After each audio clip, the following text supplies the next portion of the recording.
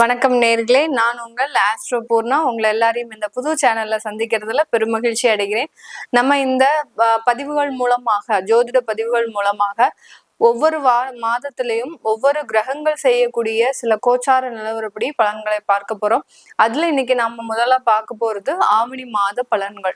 ஆவணி மாதத்துல என்ன மாதிரியான பலன்கள் ஒவ்வொரு ராசிக்கும் இருக்க போகுது. ஏன்னா மாத பலன்கள்னு சொல்லும் போது அதிலையும் தமிழ் மாத பலன்கள் சூரியனின் பெயர்ச்சியை மையமாக கொண்டுதான் நம்ம கணிக்கிறோம். அப்படி இருக்கும்போது இந்த ஆவணி மாதத்துல சூரியனாகப்பட்டவர் நம்ம சிம்ம ராசிக்கு, அவருடைய சொந்த வீடான சிம்ம ராசிக்கு பயிற்சியாகி வருகிறார் 17ஆம் தேதி ஆகஸ்ட் மாதம். இந்த 17 ஆகஸ்ட்ல இருந்து 16 9ஆம் மாதம், அதாவது செப்டம்பர் வரைக்கும் இந்த பயிற்சி இருக்கும். சூரியனாகப்பட்டவர் அந்த சிம்ம ராசியில பயிற்சியாகி இருப்பார். இந்த இடத்துல இருக்கக்கூடிய கிரகங்களின் நிலவரங்கள் அப்படின்னு பார்க்கும்போது மிதுன ராசியில குருவும் சுக்கிரனும், அடுத்து கடக ராசியில புதன் பகவான், அடுத்து சிம்ம ராசியில சூரியன் கேது, கன்னி ராசியில செவ்வாய் பகவான், கும்ப ராசியில ராகு பகவான், அடுத்து மீன ராசியில சனி வக்ரமாக இருக்கிறார். இந்த ஆவணி மாதத்துல இருக்கக்கூடிய அந்த கிரகங்களின் பயிற்சிகள், 2 கிரகங்கள் மட்டும்தான் பயிற்சி ஆகுது. சுக்கிரனாகப்பட்டவர் 21ஆம் தேதி ஆகஸ்ட் மாதம் அந்த மிதுன ராசியிலிருந்து கடக ராசிக்கு பயிற்சியாகி வருகிறார். அடுத்து புதனாகப்பட்டவர் 31ஆம் தேதி ஆகஸ்ட் மாதம் அந்த கடக ராசியிலிருந்து சூரியனோடு இணைகிறார், சிம்ம ராசிக்கு பயிற்சியாகி வருகிறார். அடுத்து இந்த மாதத்திலேயே, ஆவணி மாதத்திலேயே இந்த 2 கிரகங்களும், மாத கிரகங்களான சுக்கிரனும் புதனும் 2 தடவை பயிற்சி ஆகிறதுனால அடுத்து 15ஆம் தேதி செப்டம்பர் மாதம் புதனும் சுக்கிரனாகப்பட்டவர் கடக ராசியிலிருந்து சிம்ம ராசிக்கும், புதனாகப்பட்டவர் சிம்ம ராசியிலிருந்து தன்னுடைய ஆட்சி வீடான, உச்ச வீடான அந்த கன்னி ராசிக்கு பயிற்சியாகி வருகிறார். இதுதான் இந்த ஆவணி மாதத்தில் கிரகங்களின் கோச்சார நிலவரங்கள். இந்த ஆவணி மாதத்துல முக்கியமான சிறப்பு தினங்கள் அப்படின்னு பார்க்கும்போது, முக்கியமாக நம்ம 27ஆம் தேதி ஆகஸ்ட் மாதம் அந்த விநாயக சதுர்த்தின்னு சொல்லக்கூடிய அந்த விநாயக பெருமானை வணங்கக்கூடிய அந்த மிகப்பெரிய ஒரு சதுர்த்தின்றது வருது. இந்த சதுர்த்தி தினத்துல எல்லாரும் தங்களுடைய தேவைகளை, அதாவது என்னென்ன விஷயங்கள்லாம் உங்களுக்கு நிறைவேறாம இருக்குதோ அதை ஒரு பிரார்த்தனையாக வைத்து, ஒரு ஆத்மார்த்தமான பிரார்த்தனையை வைக்கும் போது இந்த ஆவணி மாதம் ஒரு மிக சிறப்பு மிகுந்த மாதமாக தான் இருக்க போகுது.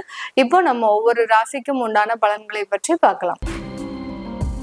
கன்னி ராசி அன்பர்களுக்கு இந்த ஆவணி மாதத்துல உங்களுடைய ராசியிலேயே செவ்வாய் பகவான் இருக்கிறார். அந்த செவ்வாய் பகவான் அப்படின்னு சொல்லும் போதே ஒரு கர்வமா இருக்கக்கூடிய ஒரு கிரகம் தான். அதாவது சூடா இருப்போம், ஃபாஸ்டா இருக்கும், அதே சமயத்துல ஒரு அதிகாரம்ன்றது அதிகமாக இருக்கும். யாரெல்லாம் இந்த சீருடை உத்தியோகத்துல இருக்கிறாங்களோ, அதாவது டிஃபென்ஸ், நேவி, ஆர்மி, அடுத்து போலீஸ் உத்தியோகம், அடுத்து தீயணைப்புத்துறை, இந்த மாதிரியான ஒரு துறை சார்ந்து, ஒரு சீருடை சார்ந்து ஒரு தொழில இருக்கிறீங்களோ, வேலையில இருக்கிறீங்களோ, அவங்களுக்கு எல்லாருக்குமே இந்த செவ்வாய்ன்றது ரொம்ப ஆதிக்கம் நிறைந்த ஒரு கிரகமாக தான் இருக்கும். இப்படிப்பட்ட இந்த செவ்வாயாகப்பட்டது உங்களுடைய கன்னி ராசியின் மீதே பயணிக்கும் போது சில தில்லான சில விஷயங்கள்லாம் உங்களுக்கு நடக்கும். அதாவது எதையுமே துணிஞ்சு செய்வோம், துணிஞ்சு இறங்குவோம் அப்படின்ற மாதிரியாக அந்த துணிச்சல்ன்றது அதிகமாக இருக்கக்கூடிய ஒரு நேரமாக தான் இந்த கன்னிராசி என்பர்களுக்கு இருக்க போகுது. பொதுவாகவே கன்னிராசி என்பர்கள் ரொம்ப துணிச்சல் மிக்கவரா அப்படின்னு கேட்டீங்கன்னா கிடையவே கிடையாது. கன்னிராசி என்பர்கள் துணிச்சலே கிடையாது, ரொம்ப திறமையை சார்ந்துதான் இருப்பாங்க. அவர்களினுடைய தொழில்நுட்பம் சார்ந்து, அதாவது ஒரு விஷயத்துல எப்படி ஒரு டாக்டிக்கா செயல்படணும், எப்படி ஒரு டெக்னாலஜி வைஸ் அதை இம்ப்ரூவ் பண்ணணும் அப்படின்ற மாதிரியாக எல்லாம் அந்த தொழில்நுட்பம் சார்ந்துதான் இவர்களுடைய குணநலன்களும் இருக்கும். அதே சமயம் அந்த அறிவு திறன்றது அதிகப்படியாக இருக்கும். ஒரு ஞானம் மிக்கவர்னே சொல்லலாம் இந்த கன்னிராசி என்பர்களை. ஒரு சில விஷயத்துல உடனே கிரகிக்கக்கூடிய ஒரு தன்மையும் இருக்கும். அந்த கோபமோ, தேவையில்லாத ஒரு பேச்சுக்களோ, ரொம்ப ஒரு அடாவடித்தனமோ, இதெல்லாம் இந்த கன்னிராசி என்பர்களினுடைய குணங்களே கிடையாது. ஆனா இந்த ஆவணி மாதத்துல இந்த மாதிரியான குணங்கள்லாம் அதிகரிக்கக்கூடிய ஒரு தருணம். உங்களை யார் பார்த்தாலும் கொஞ்சம் எதிர்த்து பேசுறது, ஏன்னா இது நாள் வரைக்கும் எதிர்த்து பேசாம இருந்ததுனால சில தேவையில்லாத நெகட்டிவான விஷயங்கள் எல்லாம் சந்திச்சிருப்பீங்க. இப்போ பாத்தீங்கன்னா அதுல இருந்துலாம் நீங்க புரிஞ்சுட்டு புரிஞ்சுட்டு நம்ம யார்கிட்ட எப்படி எப்படி இருக்கணும் அப்படின்ற மாதிரியாக சில சூதுவாதான சில விஷயங்களை மேற்கொள்ளக்கூடிய ஒரு தருணமாக தான் இந்த கன்னிராசி என்பர்களுக்கு இருக்கும். அதே செவ்வாய் அஷ்டமாதிபதியும் கூட இந்த கன்னிராசி என்பர்களுக்கு. அப்போ உங்களுக்கு இந்த மாதிரி பேசுறதுனால என்ன வரப்போகுது, சில பிரச்சனைகளும் வரும், தேவையில்லாத வழக்குகளும் வரும், தேவையில்லாத கடன் தொந்தரவுகளும் வரும். இந்த காலகட்டம் நீங்க வீடு மனை எல்லாம் வாங்கி போடக்கூடாது. மனை வாங்கினீங்க அப்படின்னா அதுல பெரிய அளவுக்கு சிக்கல்ல மாட்டிப்பீங்க. அந்த செவ்வாய் லக்னத்திலயோ இல்ல சந்திரன் மீதோ பயணிக்கும் போது இந்த மாதிரியான விஷயங்கள்லாம் உங்களுக்கு செய்யறதுக்கு வாய்ப்புகள் அதிகமாக இருக்கும்.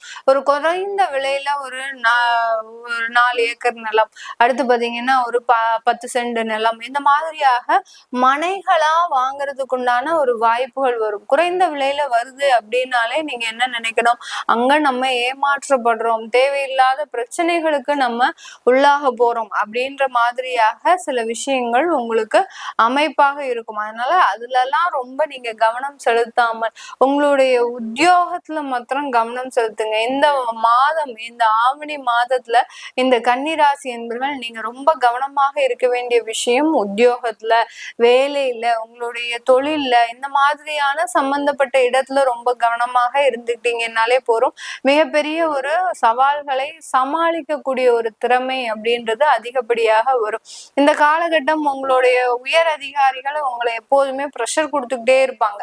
சும்மாவே இருக்க மாட்டாங்க. ஏதாவது ஒண்ணு செஞ்சுட்டு போயிடு நீ வீட்டுக்கு, ஏதாவது ஒண்ணு இந்த ப்ராஜெக்ட இந்த மாதிரியாக கம்ப்ளீட் பண்ணிட்டு போயிடுங்க அப்படின்ற மாதிரியாக உங்களுக்கு ப்ரெஷர் கொடுத்துக்கிட்டே இருப்பாங்க. நீங்களும் அந்த வேலைகளே ரொம்ப திறம்பட செய்யணும்னு நினைச்சு அதுல ரொம்ப ஓவரா இன்வால்வ்மெண்ட் ஆகி உங்களுடைய திறமைகள் எல்லாமே அங்க பாதிக்கப்பட்டுரும்.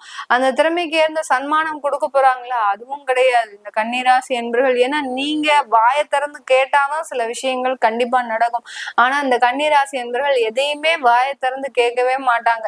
வாயை திறந்து கேட்டாலே அது ஒரு பிரஸ்டீஜ் இஷ்யூவா நினைப்பாங்க. ஏன்னா அது உயரதிகாரிக்கு தெரியாதா நான் என்ன வேலை பாக்குறேன், நான் என்ன செய்யறேன், அவருக்கே கொடுக்கணும்னு தெரியாதா, நம்ம கேட்டாதான் போய் கொடுக்க முடியுமா அப்படின்ற மாதிரியாக அந்த ஈகோன்றது இந்த கன்னிராசி என்பர்களுக்கு அதிகமாக இருக்கும். அதனால அந்த செல்ஃப் ரெஸ்பெக்ட் அப்படின்றத மிக அதிகப்படியாக விரும்புவர்கள் இந்த கன்னிராசி என்பர்கள்.